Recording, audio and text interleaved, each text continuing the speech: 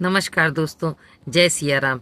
पिछले वीडियो में मैंने आप लोगों से कहा था कि मैं आप लोगों के साथ एक कहानी शेयर करूंगी जिसमें हमारा जो नियम होता है उस नियम को एक सा बनाए रखने से हमें क्या लाभ होता है और नियम का पालन करने का क्या महत्व है, वो एक कहानी की द्वारा आप लोगों को समझाती हूँ। तो मैं बहुत जल्दी कहानी शुरू करती हूँ। क्या होता है, एक पंडित होते हैं और एक चरवाहा होता है।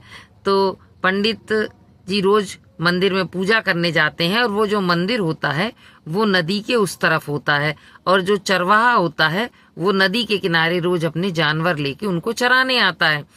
तो पुजारी, जब पंडित जी रोज नदी को पार करके वहां शिव जी के मंदिर में पूजा अर्चना करने जाते हैं, तो उस समय वो चरवाहा रोज पंडित जी के साथ जाता है। जब पंडित जी पूजा कर लेते हैं और पंडित जी पूजा करके मंदिर से बाहर आते हैं, और वो चरवाहा रोज शिव जी की मूर्ति में लाठी से प्रहार करता है, डंडा मारता है। हालांकि पंडित जी को बुरा लगता है, लेकिन वो यही कहता है कि मेरा आपका पूजा करना नियम, मेरा लाठी मारना नियम है। तो पंडित जी आ जाते हैं, कुछ नहीं कहते हैं।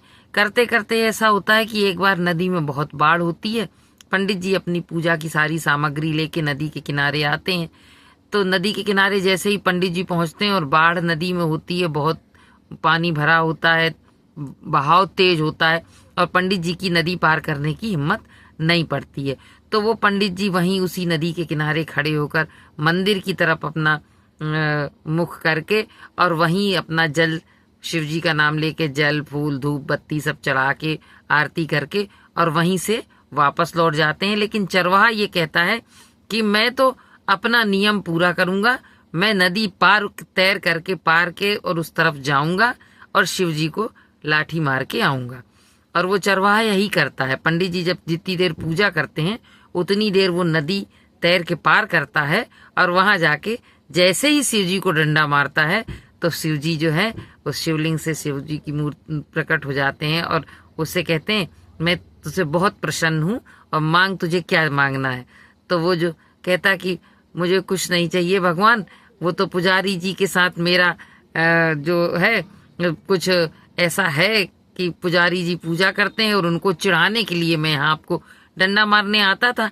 आपका दिया सब कुछ है मेरे पास।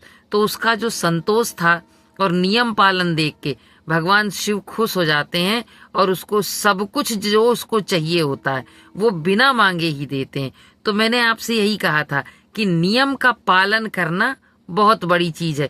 भगवान सिर्फ हमारा भाव देखते हैं, भक्ति देखते हैं और नियम देखते हैं। हम जो भी कर रहे हैं उसको नियम से करते रहें, जरूर भगवान एक ना एक दिन आपको सुनेगा, आपकी मनोकामना पूरी करेगा। इसी के साथ अब मैं आप लोगों से विदा लेती हूँ। फिर मिलूंगी एक नई कहानी, एक नई सीख के साथ। धन्यवाद। जय सिया राम।